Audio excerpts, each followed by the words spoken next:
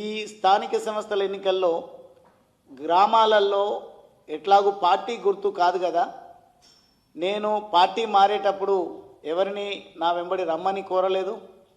వారికి కొంత వెల్తి కూడా బాధ కూడా ఉంది కాబట్టి నన్ను నాయకుడిగా నిలబెట్టినటువంటి, నన్ను సేవకుడిగా గెలిపించినటువంటి నా అన్నాదమ్ముళ్ళు అక్కా చెల్లెలు బరిలో ఉన్నారు.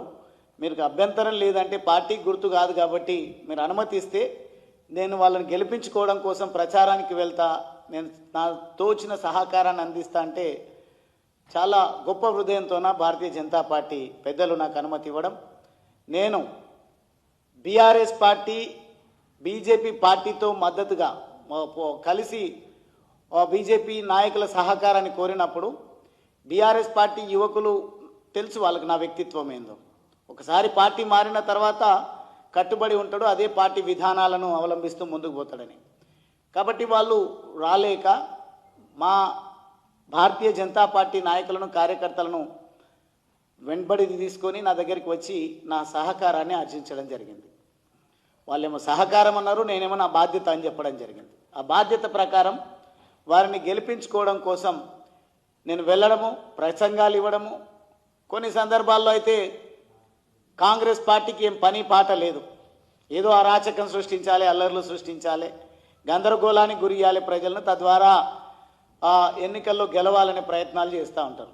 ఆ వెకిలి ప్రయత్నాల కారణంగా బీకే తిరుమలాపూర్ అనే గ్రామం, అమ్రాబాద్ మండలం, బీజేపీ పార్టీ ఒకటే వార్డు సభ్యుడిగా నిలబడ్డాడు. అది కూడా వాళ్ళ ఊర్లో ఉన్నటువంటి గ్రామ శాఖ అధ్యక్షుడి పైన ఒక మహిళ నిలబడడం జరిగింది.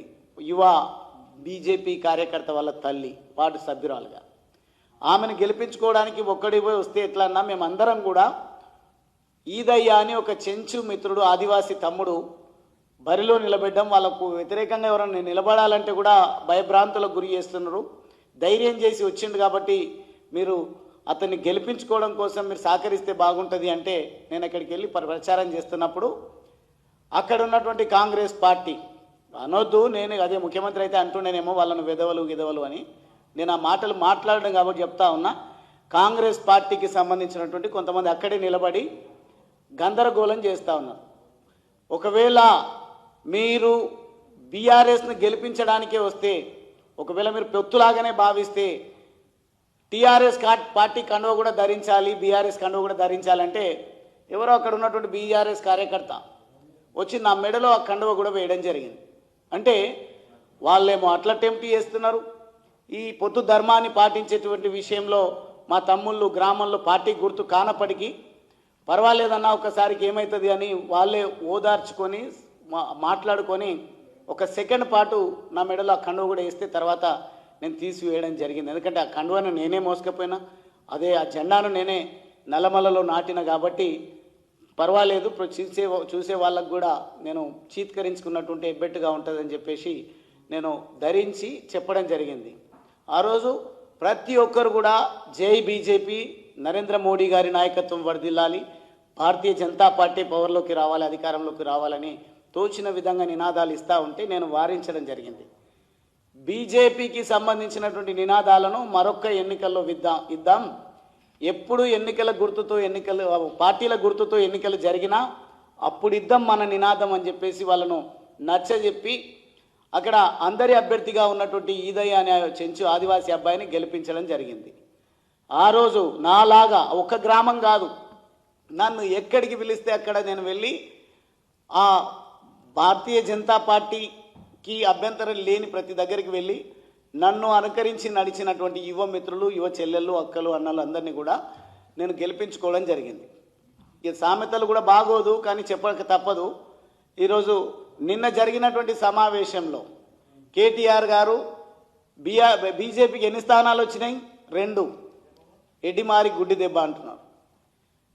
అంటే మొన్న జరిగినటువంటి ఎంపీ ఎన్నికల్లో ఎన్ని స్థానాలు వచ్చినాయి భారతీయ జనతా పార్టీ గుర్తుండాలి కదా కేటీఆర్ మీకు. అది ఎడ్డిమారి గుడ్డి దెబ్బనే అయితే 8 ఎట్లా వస్తాయి?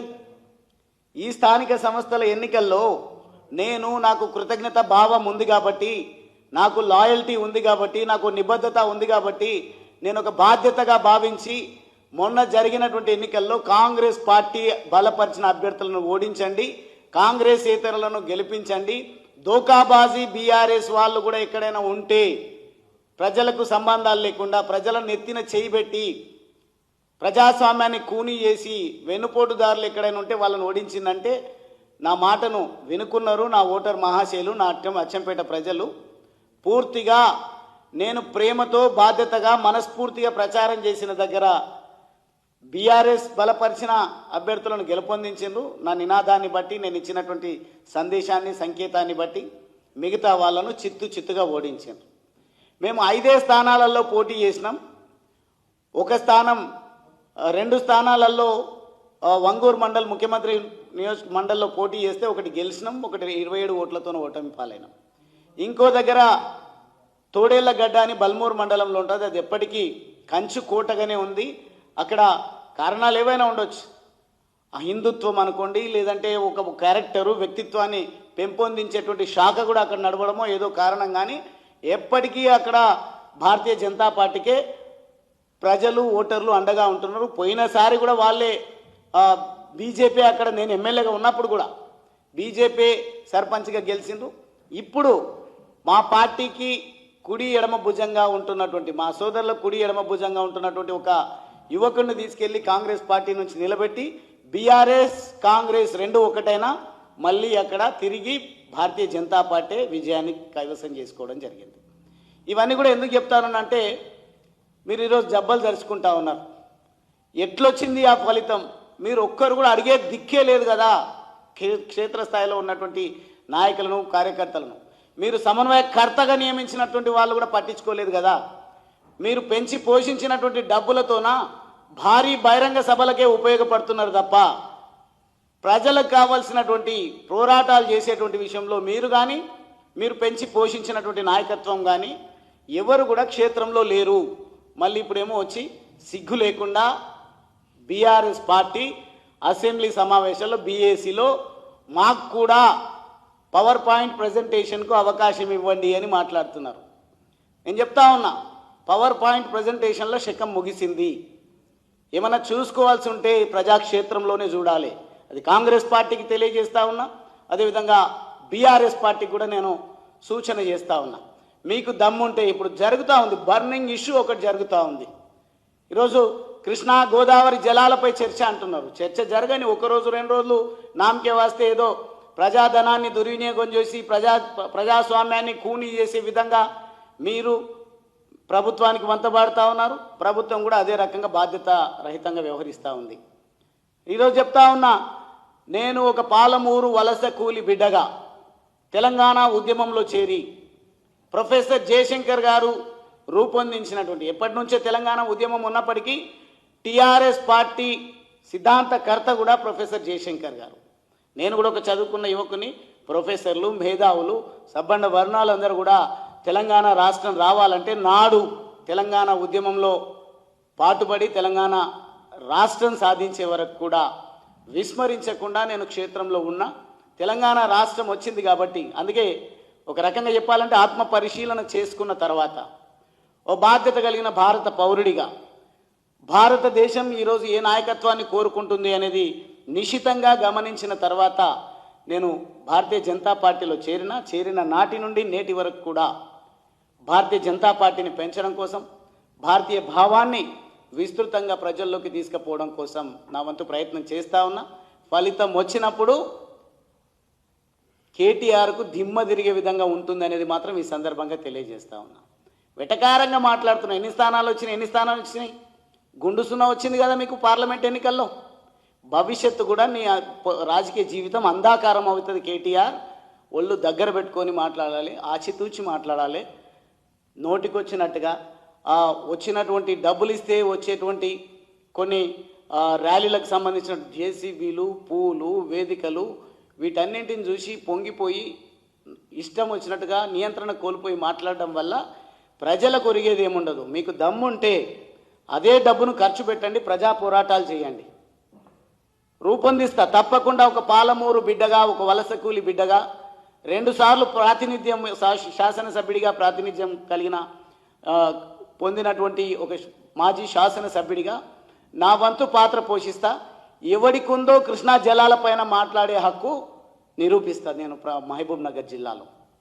ముఖ్యమంత్రికి లేదు, మీకు కూడా లేదు. ఉమ్మడి మహబూబ్ నగర్ జిల్లా, అదేవిధంగా రంగారెడ్డి, హైదరాబాద్, మిగతా నల్గొండ జిల్లాలపైన నీటి సమస్య పైన, నీటి పారుదల విషయంలో మీకు మాట్లాడేటువంటి నైతిక హక్కు కోల్పోయినరు. మీకు బాధ్యత లేదు. కాబట్టి బాధ్యత కలిగినటువంటి ఒక పౌరుడిగా, ఒక ప్రజా నాయకుడిగా తప్పకుండా మీ బండారాన్ని బయట పెడతా. ఖచ్చితంగా భారతీయ జనతా పార్టీ కూడా ఈరోజు మేధో మదనం జరుపుతూ ఉంది. వీళ్ళ పవర్ పాయింట్ ప్రజెంటేషన్ల ఒరిగేది లేదు. నిజంగా మారాల్సింది పవర్ అనే ఆలోచనకు భారతీయ జనతా పార్టీ వచ్చింది. కాబట్టి ఈ యుద్ధాన్ని మొదలు పెడతాం. ఎవడొస్తాడో ఉమ్మడి మహబూబ్ నగర్ జిల్లాకు కపట ప్రేమను ప్రదర్శించడానికి ఖచ్చితంగా ప్రజాస్వామ్యబద్ధంగా ప్రజలను సంఘటితం చేసి తన్ని తరమక తప్పదు అని ఈ సందర్భంగా తెలియజేస్తూ, బాధ్యతను మర్చి వ్యవహరించడం నిజంగానే మీడియా సోదరులకు కూడా 2 చేతులు జోడించి నేను వినమ్రంగా కోరుతా ఉన్నా. కేసీఆర్ గారు ఎన్నికైనటువంటి ప్రజాప్రతినిధి. ఆయన ఇంటి నుంచి బయటకు వార్త, అసెంబ్లీకి చేరుకుంటే వార్త, లేదంటే అసెంబ్లీ వీడి వెళ్ళిపోతే వార్త, సంతకం పెడితే వార్త. ప్రజలు ఇదే వార్తలు చదువుకోవాలి, ఇదే విషయాలు వినాలి, ఇదే చర్చ పెట్టి ప్రజలకు గందరగోళానికి గురి కావాల్సి వస్తుంది.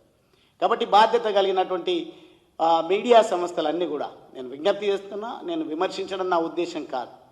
ప్రజలకు ఏం అవసరమో దానిపైన శ్రద్ధ పెడదాం. దానిపైన కొంచెం అవగాహన పెంచే విధంగా, ప్రజలకు మేలు చేకూర్చే విధంగా మనవంతు బాధ్యత పోషిద్దామని సందర్భంగా తెలియజేస్తూ, మరొక్కసారి కేటీఆర్ ఎవరిని పడితే వాళ్ళను ఎట్లా పడితే అట్లా మాట్లాడడం మానేసి, ఒకవేళ ఒళ్ళు దగ్గర పెట్టుకొని ఉంటేనేమో మంచిది, లేదు అని అంటే 1-2 స్థానాలు, 2 స్థానాలతోనే మొదలైంది భారతీయ జనతా పార్టీ ప్రస్థానం. ముచ్చటగా 3వసారి అధికారంలోకి వచ్చింది. ఈరోజు ఎక్కడికి వెళ్ళినా, ఎన్నిక ఏదొచ్చినా అది కేరళలో రాని, రేపు భవిష్యత్తులో వెస్ట్ బెంగాల్లో కూడా ఎన్నిక రాని. నేను ఈరోజు బల్లా గుద్ది చెప్తా ఉన్నా, కాంగ్రెస్ పార్టీ కలలు కన్నది. హర్యానాలో మాదే, ఢిల్లీలో మాదే, మహారాష్ట్రలో మాదే, అదేవిధంగా బీహార్లో మాదే ప్రభుత్వాలని కలలు కన్నాయి. కాలుకు బలపం కట్టుకొని రాహుల్ గాంధీ గారు మొత్తం 111 నియోజకవర్గాలకు ప్రచారానికి వెళ్తే బీహార్లో ఒక్కటంటే ఒక్క స్థానం గెలవలేదు. కేవలం 6 స్థానాలతో సరిపెట్టుకున్నది, అది కూడా అసెంబ్లీ స్థానాలతో. భవిష్యత్తులో కాంగ్రెస్ పార్టీ పరిస్థితి అదే ఉంటుంది. ఈరోజు ప్రజాస్వామ్యాన్ని కూని చేసి భ్రష్టాచార్, అవినీతిమయం చేసినటువంటి, తెలంగాణను భ్రష్టు పట్టించినటువంటి బీఆర్ఎస్ పార్టీని కూడా ప్రజలు తిరస్కరిస్తారు. మీ నామరూపాలు అయ్యే విధంగా లేకుండా చేసే విధంగా ఖచ్చితంగా మేమందరం కూడా ప్రజా పోరాటాలు చేస్తామని సందర్భంగా తెలియజేస్తూ, ఈ వెకిలి మాటలు మానేసి, ఈ ఎక్స్లలో కామెంట్స్ పెట్టడం మానేసి, లేకుంటే రైమింగ్ వర్డ్లతోన ప్రజలను అలరించేటువంటి పనులు మానేసి, ప్రజలకు అవసరమైనటువంటి కార్యక్రమాలను రూపొందించుకుంటే మంచిది.